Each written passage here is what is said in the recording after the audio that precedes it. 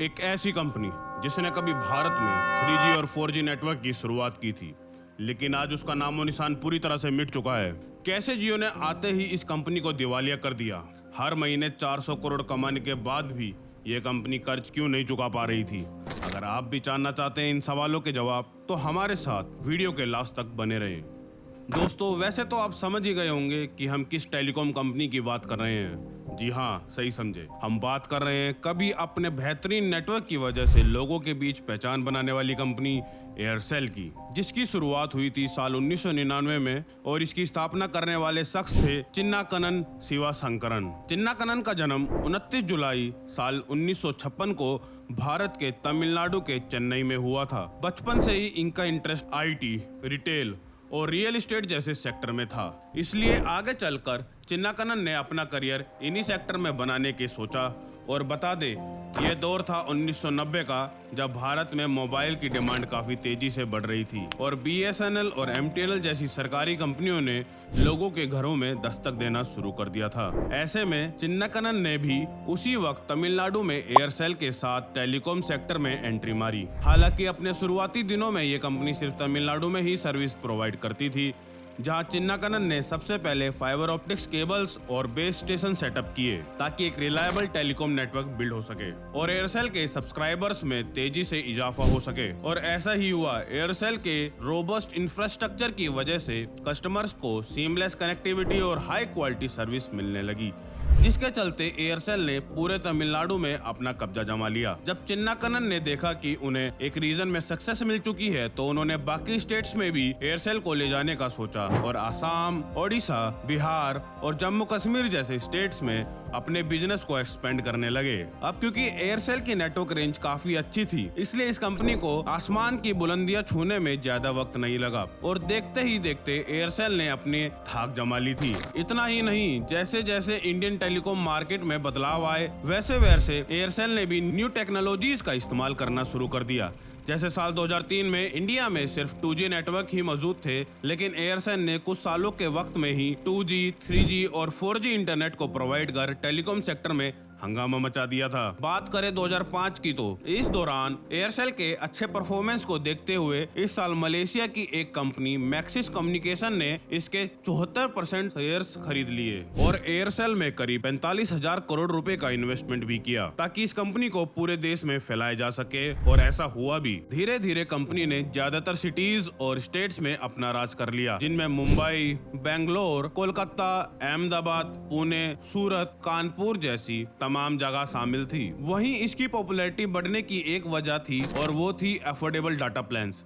दरअसल एयरसेल ने मैक्सिस के साथ हुए कोलैबोरेशन के बाद कई अफोर्डेबल डाटा प्लान्स और न्यू इंटरनेट सर्विसेज लॉन्च की थी ताकि ये कम टाइम में ज्यादा से ज्यादा लोगों तक पहुंच पाए। इसके अलावा एयरसेल ने ब्रांड के प्रमोशन में भी कोई कमी नहीं छोड़ी। इसने अपने कई एडवर्टाइजमेंट्स लोगों के सामने पेश किए, साथ ही IPL में भी स्पॉन्सरशिप की और महेंद्र सिंह धोनी को अपना ब्रांड एम्बेसडर भी बना लिया था। सब कुछ ठीक ठाक चल रहा था और एयरसेल के लिए ये वक्त किसी गोल्डन पीरियड से कम नहीं था। लेकिन जियो के आते ही एयरसेल के अच्छे दिन बुरे में तब्दील हो गए। दरअसल 5 सितंबर साल 2016 को रिलायंस इंडस्ट्री ने टेलीकॉम सेक्टर में कदम रखते हुए जियो को लॉन्च किया, जिस वजह से टेलीकॉम सेक्टर में काफी ज्यादा कंपटीशन बढ़ गया। क्योंकि मुकेश अंबानी ने सिर्फ जियो को लॉन्च नहीं किया था, बल्कि इसे प्रमोट करने के लिए उन्होंने 1.5 लाख करोड़ रुपए खर्च करके शुरुआत में लोगों को फ्री में सिम कार्ड के साथ साथ फ्री इंटरनेट भी दिया, जिस वजह से लोगों ने जियो को खरीदना शुरू कर दिया और बाकी कंपनियों के सब्सक्राइबर तेजी से घटने लगे और उन्हें लाखों करोड़ों रुपए के नुकसान का सामना करना पड़ा। सभी टेलीकॉम कंपनियां अब इस लॉस से बचना चाहती थी, इसलिए उन्होंने भी अपने रिचार्ज के प्राइस हाफ कर दिए, जिनमें एक कंपनी एयरसेल भी थी। एयरसेल ने भी अपने रिचार्ज प्लान के प्राइस को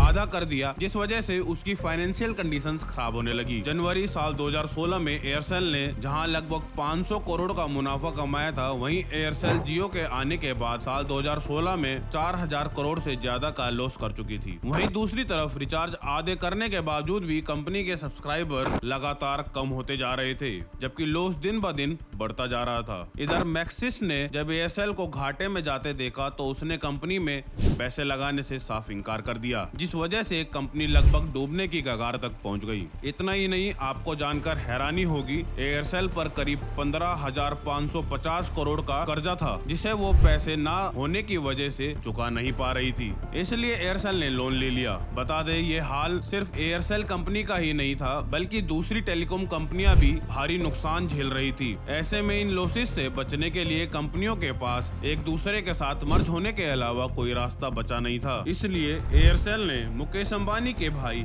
अनिल अंबानी की रिलायंस कम्युनिकेशन कंपनी के साथ हाथ मिलाने का फैसला किया और ये कंपनी देश की चौथी सबसे बड़ी टेलीकॉम कंपनी बन गई। लेकिन कुछ समय बाद ही रिलायंस और एयरसेल ने कुछ कारणों की वजह से एक दूसरे से नाता तोड़ दिया, जिसके बाद तो एयरसेल की कंडीशन और भी ज्यादा नाजुक हो गई। इसलिए कंपनी ने अब अपने नेटवर्किंग एरिया को कम करने का सोचा और 2018 में नुकसान में चल रहे गुजरात, महाराष्ट्र, हिमाचल प्रदेश, मध्य प्रदेश जैसे स्टेट्स में सेवाएं देना बंद कर दिया। जिसके बाद एयरटेल और एयरसेल को मर्ज करने की बात शुरू हो गई, लेकिन ये डील कभी कामयाब नहीं हुई। इतना ही नहीं, साल 2018 में तमिलनाडु में एयरसेल के करीब 34 लाख सब्सक्राइबर्स के मोबाइल अचानक बंद हो गए थे, जिसकी वजह कर्जा बताया गया था। हालांकि एयरसेल को हर महीने 400 करोड़ रुपए की आमदनी होती थी, लेकिन इसमें से 100 करोड़ रुपए दूसरी कंपनियों के टर्मिनेशन चार्जेस के तौर पर देने पड़ते थे। जिसके अलावा एयरसेल 280 करोड़ रुपए वेंडर्स और नेटवर्क अपटाइम के लिए चुकाती थी और बाकी बचे पैसे लाइसेंस फीस, टैक्स और इंटरेस्ट पेमेंट में चले जाते थे।